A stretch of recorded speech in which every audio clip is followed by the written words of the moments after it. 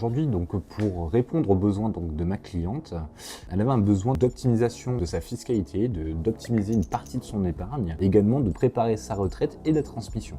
Pour répondre à ses objectifs et à ses besoins, elle m'a accordé donc une certaine épargne mensuelle à travailler et à environ 30 000 euros du coup à optimiser. Il faut savoir que cette personne-là n'est pas partie en fait sur des solutions immobilières, pas de crédit, car elle se rapprochait en fait tout simplement de l'âge de départ légal à la retraite. Donc on est parti sur 4 solutions financières. Donc la première, c'était une solution de faire une réduction de son impôt de 23%, donc ce qui était plutôt intéressant. Sur le second point, donc on est parti sur un produit avec des versements mensuels qui permet donc de capitaliser et de générer des intérêts de façon annuelle. Tout versement injecté et déductible de notre revenu imposable nous permet donc de réduire une partie de notre impôt. Et le troisième point, on est parti sur des versements mensuels qu'on peut débloquer à tout moment, en l'occurrence, donc c'est un placement liquide, un avantage fiscal également et un avantage sur la transmission, avec une rentabilité entre 4 à 8% également annuel. Et le dernier point, donc on est parti sur un support qui permet de travailler l'épargne existante et de créer du complément de revenu directement, de façon instantanée, avec des rendements entre 6 et 7% net de fiscalité.